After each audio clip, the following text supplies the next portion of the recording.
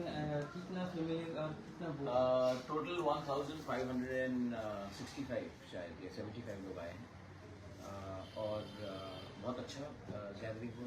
आपके विजुअल भी देखा होगा, आपको खुद भी थे वहाँ में और हर पार्टी से लोग आए हैं। लेकिन मोर इम्पोर्टेंटली पार्टी इम्पोर्टेंट नहीं, लोग तिपरासा का जो देखिए माँ और पिताजी जब औरत लोग ज्वाइन करते हैं इतने बड़े नंबर में, तो वो सिर्फ सुविधा के लिए नहीं आते, उनको अपने बच्चे का भविष्य के बारे में सोच और इसके लिए वो आ रहे हैं। तो ये बहुत अच्छा चीज़ है एंड एवरीवन इज़ वेलकम।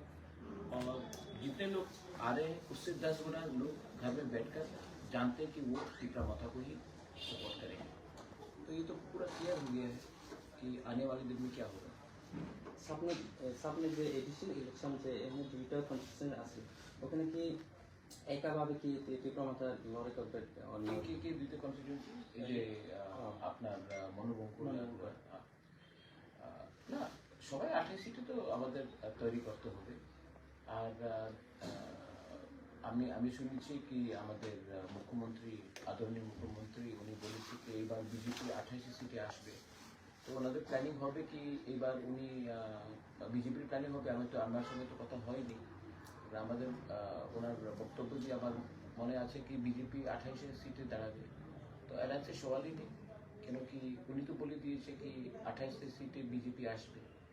এরপরে তো 28 সিট উনি আসবে, তো আমার তো স্পেসই থাকবে না, তো কীভাবে অ্যালায়েন্স হবে। আমি কিছু বলিনি, এই তো উনি বলেছে, প্রথমে তো উনি বলেছে। তো যে উনি বলেছে আর উনি তো একটা রেসপন্সিবল পোস্টে আছে, হাউ ক্যান আই কন্ট্রাডিক্ট। তো ওনাদের মনে আছে কি বিজেপি 28 সিটে ফাইট করবে, করতে তো ভালো আছে। আমি তো চাই ভালো চ্যালেঞ্জ থাকলে আর ভালো আমাদের রেজাল্ট হবে।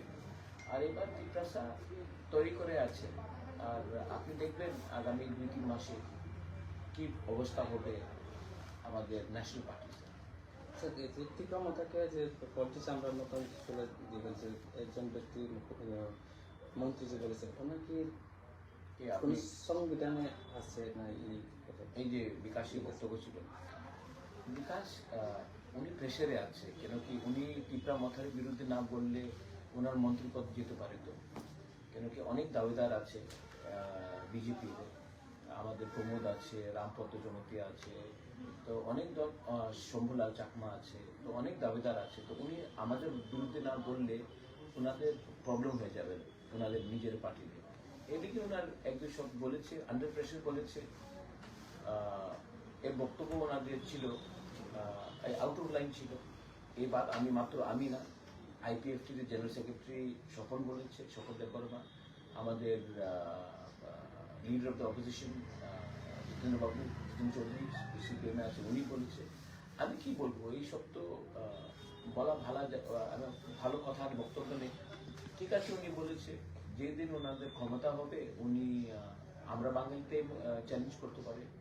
উনি তো কেউ দিন আমরা বাঙালি চ্যালেঞ্জ করে না, উনি তো মাত্র আমাদের তিপ্রাসারই চ্যালেঞ্জ করে। এইভাবে কতদিন রাজনীতি হবে, কেন কি অন্তত তো আপনাদের তিপ্রাসারই ভোট করতে হবে। আর তিপ্রাসা আপনার সঙ্গে না থাকলে ককবরক রোমান স্ক্রিপ্টে আপনার সঙ্গে কিছু বলে না, আমাদের ভূমির অধিকারে নিয়ে আপনি কিছু বলে না, আপনি ডাইরেক্ট ফান্ডিং কিছু বলে না। আপনার প্রত্যেক সময় আপনি বলেন মোদিজি অমিত শাহ। মোদিজি অমিত শাহ দেশের প্রধানমন্ত্রী আছে, হোম মিনিস্টার আছে, এটা ওনাদের দিল্লিতে আছে। আমাদের ত্রিপুরাতে আমার তিপ্রাসারে নিয়ে আপনি কি বলছেন, এই তো আপনার বলতে হবে, বিচার করতে হবে।